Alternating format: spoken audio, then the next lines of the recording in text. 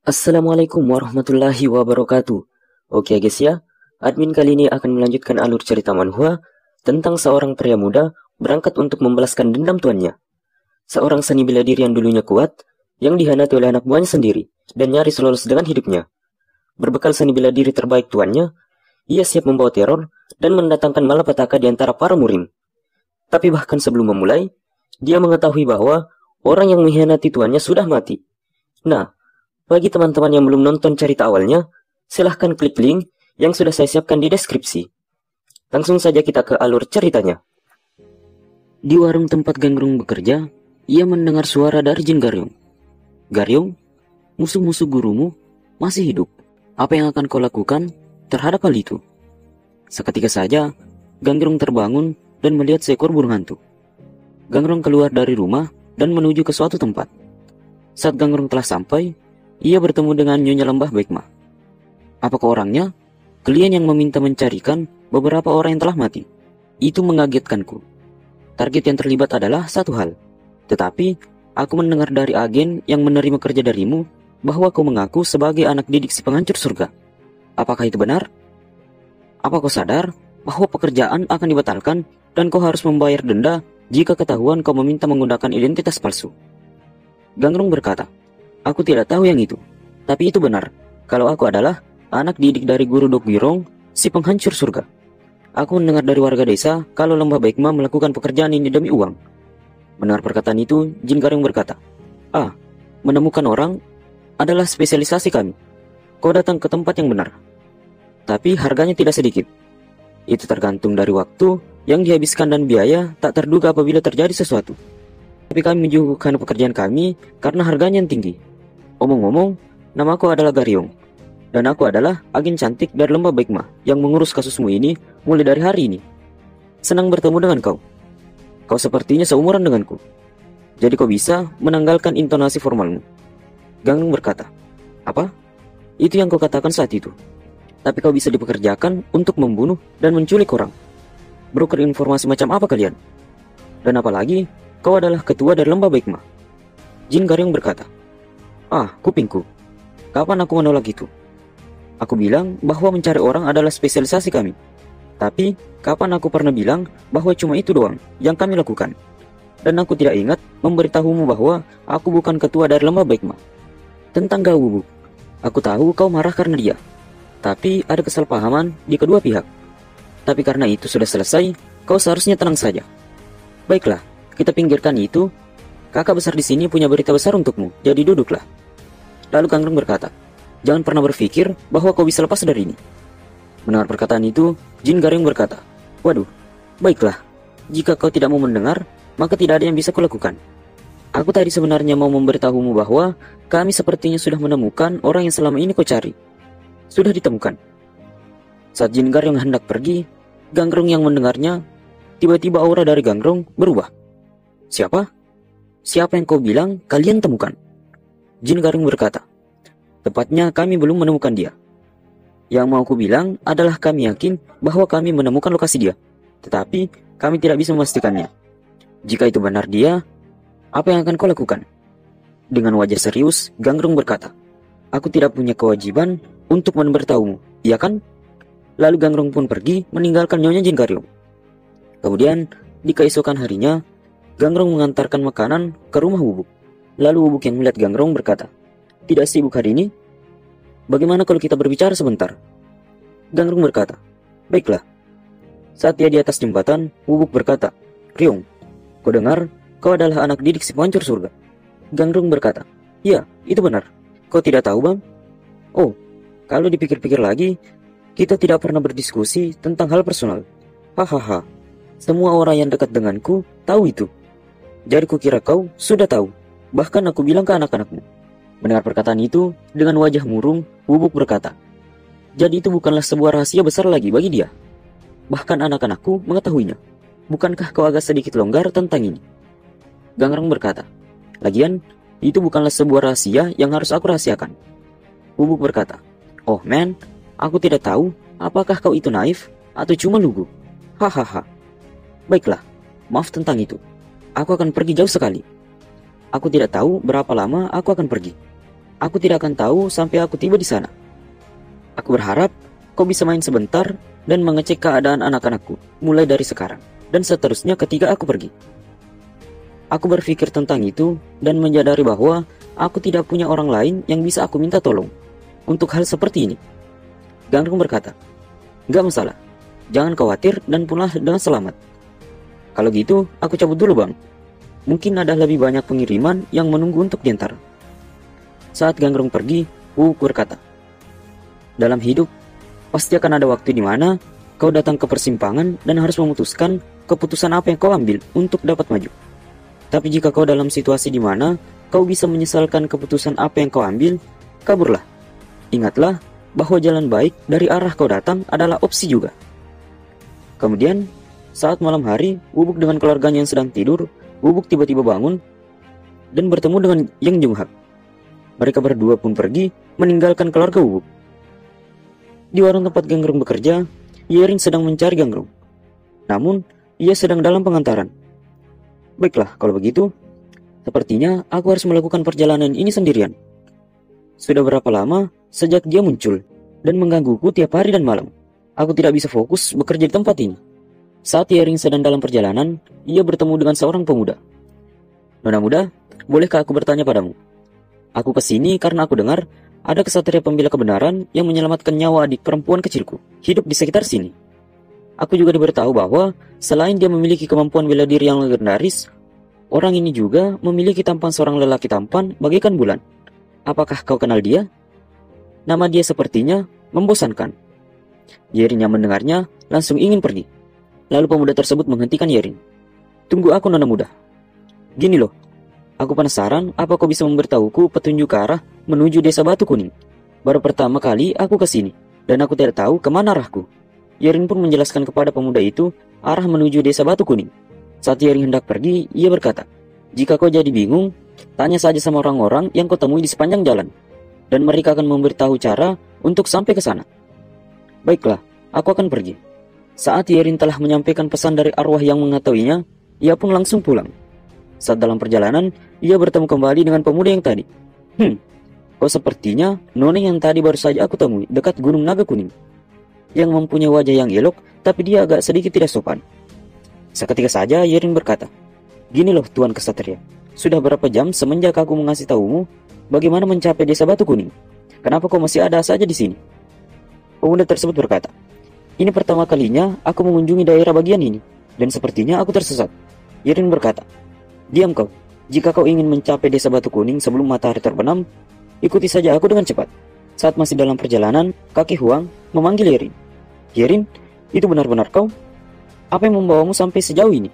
Yerin berkata, "Ada sesuatu yang harus kulakukan, tapi Anda sendiri juga berjalan cukup jauh, ya kan?" Kakek Huang berkata, "Haha, beginilah kerjaanku sebagai seorang penggali ginseng. Mencari akar-akarnya sendiri terkadang membuatku sampai ke tempat yang lebih jauh dari sini." Lalu Yerin pun melanjutkan perjalanannya. Saat sampai ke desa Batu Kuning, Yerin berkata, "Itu adalah pintu masuk menuju desa Batu Kuning. Ikuti saja jalan di depan warung." Pemuda tersebut berkata, "Oh, tunggu dulu. Aku cuma mau membalas kebaikanmu untuk menuntunku sini dengan membelikanmu sebuah makanan. Apakah itu sudah cukup?" Lalu tiba-tiba perut Yerin berbunyi, dan pemuda tersebut berkata, "Bahkan seseorang yang kuat seperti aku sendiri sama sekali tidak bisa melawan kelaparan. Jadi aku bisa membayangkan bagaimana kau juga kelaparan. Mohon jangan ditolak." Yerin pun menerima tawaran pemuda tersebut. Saat mereka di warung, Yerin berkata, "Jadi, orang baik yang menyelamatkan adik kecilmu dari para pembunuh bayaran, dengan mulutnya sendiri bilang bahwa nama dia membosankan. Dan caramu mendeskripsikan tampangnya dan aksinya itu menuju pada satu orang. Tapi, membosankan itu tidak mungkin. Nama mereka terlalu berbeda." Saat pemuda tersebut memperhatikan Yerin, ia berkata, "Kita baru saja ketemu. Jadi, aku tidak tahu bagaimana kau bisa menerima ini. Tapi aku, Doh Gyeong, mungkin telah jatuh." Seketika saja, Doh Gyeong disemprot oleh Yerin, dan dengan wajah yang marah, Doh Gyeong yang melihatnya langsung berkata, "Itu cuma lelucon. Cuma lelucon. Bukannya anak muda di sekitar sini sering bercanda." Yerin yang merasakan ada yang aneh berkata, "Jangan makan. Ada hal aneh di makanannya." Tiba-tiba saja, Yerin terjatuh dan tak sadarkan diri. Doh Giong yang melihat Yerin tak sadarkan diri, ia pun ikut terjatuh dan tak sadarkan diri juga. Kemudian, Gangrong yang sedang menunggu Yerin pulang berkata, "Aku tidak tahu kenapa, tapi aku merasa gelisah. Aku merasakan firasat buruk." Saat mereka berdua tidak sadarkan diri, tiba-tiba muncul anggota dari geng Matahari Bulan, guru muda sekte Pengjin, Doh Giong. Dia tiba di sini lebih cepat dari yang kita duga. Ikat dia, dan kita akan membawa dia. Bawan Chunlao berkata, "Bagaimana dengan gadis ini?" Lalu Chunlao berkata, "Singkirkan dia." Saat mereka ingin membunuh Yerin, tiba-tiba saja Doh Giong sadarkan diri. Dia mungkin jadi nyonya dari sekte Pengjin yang agung suatu hari. Jadi jangan sentuh dia. Anggota geng Matahari Bulan yang melihatnya langsung terkejut. "Apa-apaan yang kalian semua lakukan? Tangkap dia. Dia sudah kena racun tidur, sanggup untuk bergerak. Kau seharusnya tetap dibawa aja, bro." Seketika saja, bawahan Chunlao langsung menyerang Doh Giong dengan tongkat. Doh Giong langsung memegang tongkat tersebut dan membenturkan mereka. "Kau tidak membawa anak buah yang cukup. Jika kau ingin menangkapku, kau seharusnya membawa massa se-RT." Bawahan Chunlao langsung memanggil anggotanya. Seketika saja, anggota geng Matahari Bulan yang lain langsung muncul. Padahal, aku cuma menggertak. Sepertinya tidak ada yang bisa kuperbuat. Sebelum kita bertarung, izinkan aku bertanya pada kalian sebuah pertanyaan. Aku dengar bahwa ada faksi gila yang disebut geng Matahari Bulan berkeliaran di sekitar sini. Apa kalian mereka? Chunlao langsung menyuruh anggotanya menangkap Do Gyong. Saat mereka semua menyerang, mereka semua langsung dikalahkan oleh Do Gyong. Akibat dari racun yang masuk ke tubuhnya, ia pun terjatuh kembali dan tak sadarkan diri. Chunlao yang melihat bawahannya dikalahkan langsung terkejut dan ketakutan. Apa-apaan dengan dia? Dia sudah kena racun tidur yang hampir membunuh dia. Tapi dia masih bisa membuat kekacauan seperti ini. Aku dengar dia disebut sebagai si singa besi. Dia benar-benar seorang singa dengan tubuh manusia. Mereka memerintahkan kita untuk menangkap monster itu hidup-hidup. Benar-benar apes kita. Apa yang akan terjadi jika kita tidak memberikan dia racun terlebih dahulu? Panggil orang lebih banyak lagi. Kita akan membawa dia dan wanita itu ke benteng. Dia mungkin terbangun dalam perjalanan, jadi bilang ke mereka untuk bersenjata lengkap. Di dalam hutan, kakek Huang yang sedang beristirahat tiba-tiba saja melihat Chunlao dengan anggotanya. Demi dewa, apa yang dilakukan oleh para penjahat itu sekarang? Saat Chunlao dan bawahan semakin mendekat, kakek Huang terkejut melihat Yerin diculik. Ia langsung bergegas untuk turun, dan saat sedang turun, tiba-tiba saja ia terjatuh dari atas tebing. Kemudian, di markas geng Matahari Bulan, seorang bawahan melapor ke ketua geng Matahari Bulan. Para penyergap sudah kembali dari warung tuanku. Ketua tersebut berkata, "Apa itu benar-benar guru muda sekte Pengjin?" Bawahan tersebut berkata, "Ya." Melihat dari tampangnya yang sesuai gambar, dan dia juga secara langsung menegaskan identitasnya. Bawahan tersebut memperlihatkan alat Doh Gyong yang diambil. Ini adalah senjata dia. Ketua tersebut berkata, "Aku tidak berpikir bahwa dia akan kesini sendirian. Dia benar-benar anak muda yang gegabah, seperti yang kudengar." Bawahan tersebut berkata, "Walaupun gitu, dia tidak sendirian. Seorang gadis turut menemani dia. Tapi untuk sekarang, kami tidak tahu identitas dia. Tapi dia bilang kalau gadis itu adalah tunangan dia." Ketua tersebut berkata, "Dia bertunangan? Kunci mereka di sel yang berbeda, dan tunggu perintahku selanjutnya." Saat bawahannya pergi, tiba-tiba seseorang di balik tirai berkata, "Dia belum bertunangan dengan siapapun." Gadis itu pasti seorang yang dia temui dalam perjalanan dia. Dia mungkin datang lebih cepat dari dugaan kita karena gadis itu. Lebih baik, makin sedikit orang yang terlibat dalam peristiwa ini. Singkirkan gadis itu. Jangan sampai ada kesalahan seperti yang sebelumnya. Ketua tersebut berkata, kau tidak harus mengungkit-ungkit itu lagi." Saat Yerin dan Doh Gyong di sel di tempat yang berbeda, seorang bawahan diperintahkan untuk menyingkirkan Yerin. Saat bawahan tersebut ke sel Yerin, ia tiba-tiba tergoda oleh tubuh Yerin. Dia tidak bilang apapun tentang bagaimana cara kita membunuhnya. Kemudian, di tempat Gangrong bekerja, kakek Huang dengan tubuh yang penuh luka sampai di sana. Ibu Yerin yang melihatnya tiba-tiba terkejut dan menamparnya dengan bangku. Seketika saja, kakek Huang tak sadarkan diri. Apakah aku akhirnya juga bisa melihat hantu? Saat Gangrong memeriksanya, ia berkata, "Dia bukan hantu manajer. Dia Pak Tua Huang, si penggali ginseng. Ini sepertinya tidak bagus. Urat nadinya melemah." Seketika saja, Ibu Yerin berkata, "Demi Tuhan, apa yang terjadi padanya? Kenapa dia dalam keadaan buruk sekali?" Mendengar perkataan itu, Gangrong berkata, "Ya, aku sih menduga bahwa seseorang mengira dia adalah hantu. dan menampar kepala dia dengan sebuah bangku. Ibu Yerin langsung berkata, "Omong kosong. Pak tua ini sudah dalam keadaan buruk ketika dia masuk ke sini. Kau pikir ketukan lemah lembut ke kepala bisa membuat seseorang yang sehat menjadi seperti itu?" Kemudian di sel Do Gyong dikurung, tiba-tiba saja muncul seseorang yang membuka pintu sel. "Kau ada di sini, Gyong?" Orang yang membuka sel tersebut adalah Paman Do Gyong. "Sudah berapa kali aku bilang padamu untuk berhati-hati. Lihatlah badanmu ini. Apakah kau terkena cedera yang serius?" Do Gyong berkata, "Aku baik-baik saja. Aku menunggu seharian penuh untuk bertemu denganmu di tempat pertemuan. Tapi kau sama sekali tidak mengembari apapun, dan aku tidak bisa menunggu lebih lama lagi." Paman Gyong berkata, "Ada sebuah alasan kenapa aku tidak bisa mengabarimu. Kita bisa menjelaskan itu di lain waktu. Prioritas kita saat ini adalah melarikan diri dari sini." Di sel Yerin dikurung, saat bawaan tersebut merobek baju Yerin, ia terkejut melihat jimat-jimat yang ada di tubuh Yerin. Lalu bawaan tersebut melepas semua jimat yang ada di tubuhnya. Di warung tempat Gangrung bekerja, saat kakek Huang telah sadar, ibu Yerin dan Gangrung terkejut saat kakek Huang menceritakan bahwa Yerin telah diculik. Seketika saja, Gangrung bergegas menuju desa Batu Kuning. "Akan kubawa pulang dia secepatnya." Lalu ibu Yerin berkata, "Desa Batu Kuning? Bukannya itu tempat persembunyian mereka, para penjagal yang disebut geng matahari bulan atau semacamnya? Sialan, jika mereka telah mati, sudah pasti itu cuma karma." Mendengar perkataan itu, kakek Huang berkata, "Maafkan aku. Aku seharusnya mengejar mereka dan menyelamatkan dia. Walaupun itu akan membuatku kehilangan nyawaku. Jika melakukan itu, aku mungkin telah meninggal.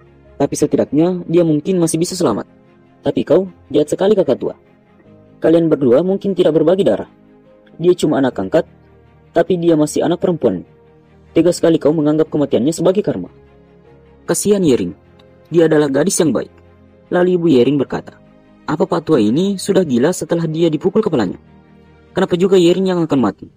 Yang akan mati adalah para geng penjagal matahari bulan yang berani-beraninya menyentuh dia. Kau bilang begitu karena kau tidak tahu gadis macam apa si Yerin. Ryong pergi untuk membawa dia kembali, bukan menyelamatkan dia. Jika ada yang harus diselamatkan, sudah pasti mereka yang menculik dia. Aku tidak paham bagaimana hal ini terjadi sampai pada poin ini tanpa terjadi sesuatu.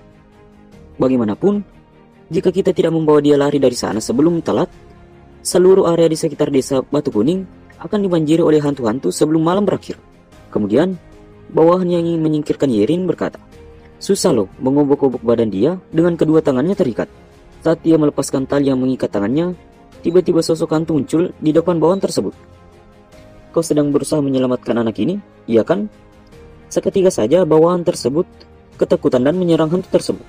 Tiba-tiba saja ia berpindah di dimensi lain, dan hantu-hantu yang bermunculan langsung menarik bawahan tersebut. Kemudian, saat penjaga yang berada di luar sel mendengar suara orang berteriak, ia langsung membuka pintu sel tersebut. Yang ia lihat, bawahan tersebut telah menjadi hantu. Di benteng markas geng matahari bulan, para penjaga merasa kebingungan dengan cuaca yang langsung berubah. Ada apa dengan cuaca? Kok tiba-tiba begini? Bukannya tadi cerah sepanjang hari? Saat penjaga tersebut melihat ke bawah, ia terkejut melihat ribuan mayat hidup yang menaiki benteng tersebut. Seketika saja, penjaga tersebut dimakan oleh mayat hidup tersebut. Saat Gangrung sampai di desa Batu Kuning, ia melihat cuacanya berubah. Apakah aku telat? Dalam waktu sekejap, sebagian anggota dari geng matahari bulan telah menjadi hantu. Part 9 selesai. Sekian dan terima kasih.